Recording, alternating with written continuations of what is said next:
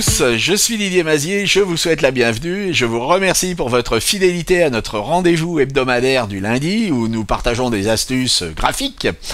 Avant de démarrer, je vais vous demander de mettre un pouce en l'air si la vidéo vous a intéressé, de vous abonner, d'activer les notifications, mais surtout, il faudrait partager ces vidéos en envoyant des posts sur les réseaux sociaux où vous êtes présents, avec un lien sur la vidéo et puis pourquoi il vous a intéressé ou à quoi il vous a servi. Vous pouvez le faire sur LinkedIn, sur Facebook, sur Insta, sur X, sur TikTok, sur Snapchat, Twitch, les books Telegram et tous les autres.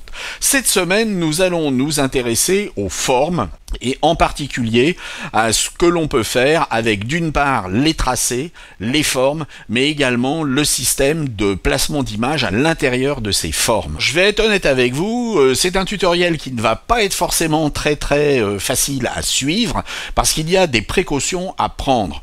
Notamment, cela risque de ne pas fonctionner si vous n'avez pas de GPU, c'est-à-dire de Graphic Processor Unit, et donc c'est quelque chose qu'il faut régler au niveau des réglages, des préférences de Photoshop. Ensuite, suivez bien le tuto pas à pas parce qu'il y a des choses sur lesquelles on va pouvoir agir et puis des choses sur lesquelles on ne pourra pas agir.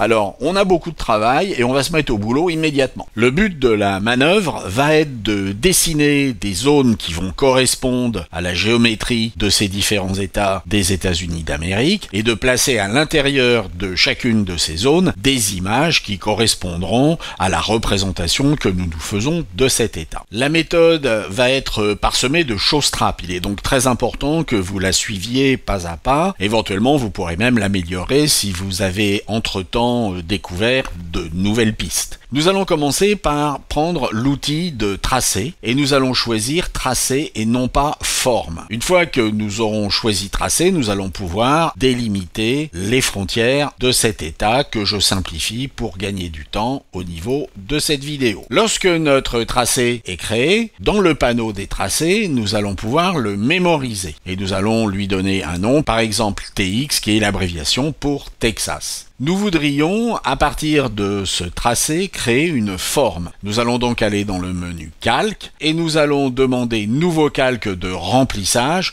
avec une couleur unie. Nous allons nommer cette forme TX. Notre forme est maintenant créée, nous pouvons à tout moment la modifier si nous le souhaitons. Et cette forme, nous allons la convertir en image. Nous allons également appeler cette image TX, et vous voyez que notre forme va englober une image. Dans le menu des propriétés de cette image, nous allons choisir cette image. Nous pouvons le faire à partir d'images que vous allez récupérer sur un stock d'images. Vous pourriez récupérer cette image à partir de bibliothèques, ou l'incorporer à partir d'un fichier, ou la lier à partir d'un fichier. Incorporer signifie que votre fichier sera plus lourd, mais l'image sera incorporée à l'intérieur de votre fichier PSD. Et nous allons donc choisir une image. Notre image est incorporée, avec Commande T sur Mac, Ctrl T sur PC, nous allons affiner le positionnement de cette image. Nous avons donc maintenant réalisé ce que nous voulions. Alors pourquoi avoir créé un tracé? Eh bien tout simplement parce que nous allons répéter cette opération avec le menu calque, avec le nouveau calque de remplissage couleur unie, et nous allons créer un contour. Dans les calques,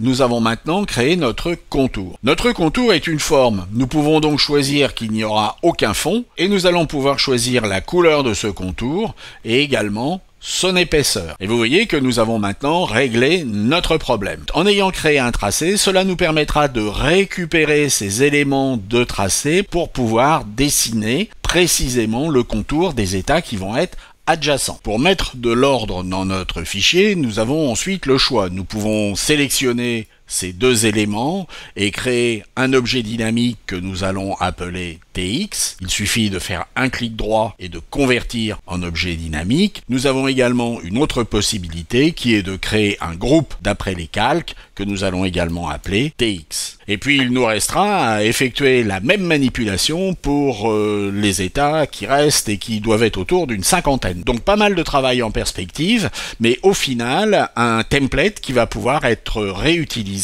à volonté. Alors qu'est-ce qui est intéressant de retenir de tout cela? Eh bien qu'il faut impérativement procéder à partir d'un tracé que l'on a mémorisé. Une fois qu'une forme va contenir une image, vous n'allez plus pouvoir en modifier le dessin et vous ne pourrez pas non plus en modifier l'épaisseur du contour ou sa couleur. Il va donc falloir que vous ayez un tracé, soit pour faire un contour autour de la forme, soit pour pouvoir récupérer ce tracé et faire des modifications si quelque chose n'allait pas. Alors, si vous regardez cette vidéo dans 10 ans, peut-être que ce sont des fonctionnalités qui existeront à l'avenir, mais pour l'instant, ce n'est pas encore le cas. J'espère que cela vous a intéressé, j'espère que cela vous sera utile, et puis je vous dis à la semaine prochaine. Au revoir.